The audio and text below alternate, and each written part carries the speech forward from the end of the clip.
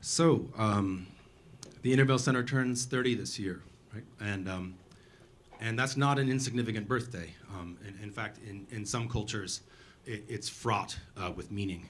For instance, in my culture, right, which I would describe as white, socially anxious, and kind of like irrationally overconfident in my intelligence, it kind of presents you with a stark set of options, right? On the one hand, you can decide that you're not a kid anymore, and you can embrace the challenge and opportunities of adulthood, time to grow up, right? But then there's this other choice that some of us make, which is to take a good look in the mirror and take a deep breath and do something incredibly kind of short-sighted and stupid, right? In my case, I did the latter, because when I turned 30, what I really decided was that I wanted to become an actor. Now, never mind that I lived here in teeny tiny Burlington, Vermont, right? Or that I didn't really have a plan for how this was gonna happen, or that I had friends who by that point in their lives have already been like, this is way too hard, and given up their dreams of a life on the stage. This was the life for me. And I suppose, you know, like the 70-some-odd% of Americans who consider themselves above average, that I had somehow fallen prey to this seductive logic that what was gonna make me happy was by living a life that was distinguished, that was unique somehow, right? That I wasn't a normal, average person, right? That joy was somehow synonymous with exceptionalism. And so I packed it up, moved all the way to California, Blue Lake, California, where I enrolled at the Del Arte International School of Physical Theater, right? Where I would spend the next year of my life rolling around on the floor, quite literally clowning around, and as my classmate's father put it at graduation, borrowing good American money to learn how to stand on one leg. The unofficial motto of Del Arte is effort, risk, momentum, joy. And I figured out pretty quickly that I was actually pretty good at the effort, risk, and momentum part, and I was really, really lousy at the joy part. That I just couldn't find any happiness in this path that I had chosen for myself. But like any diligent student, I decided I was gonna grit my teeth, and I was gonna power through, and I was gonna be happy. I was gonna be happy being an actor, right? And the more I efforted, the harder it got and the further away it got. And I just couldn't find any happiness at all in the work. And if the job of an actor is to be a student of the emotions, I was a dismal failure.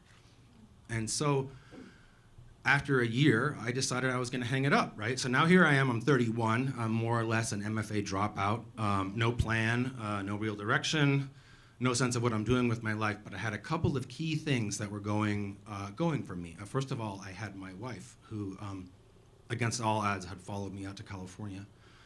We had about $800 between the two of us, and we had this crappy 1997 Saturn that my parents had given to us, right?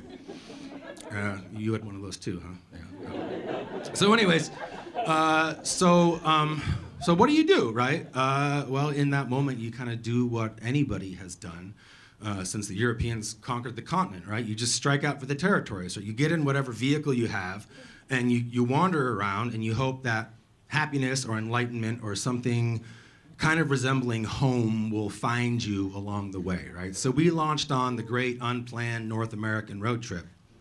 And we had been on the road about 2 weeks, and we were driving through Central Oregon. And I don't know if anyone's ever been out that way, but they really like their chainsaws out there.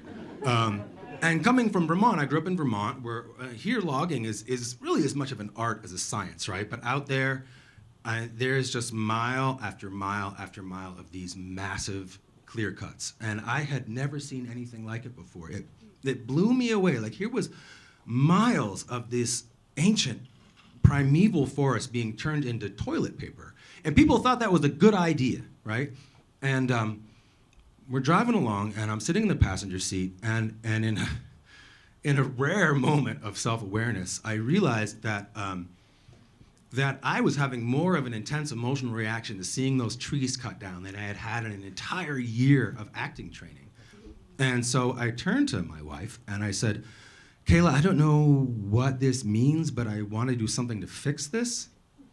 And she said the most wonderful thing a partner can ever say to you, which is, I support you in that. And so many twisted turns of the road, and about a year later, we found our way back to Vermont, as these things happen.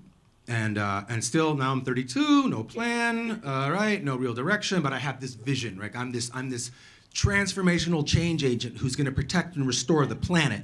And so I got a job at a deli, right? Because, right, and nothing says transformational change agent like making Reubens, right?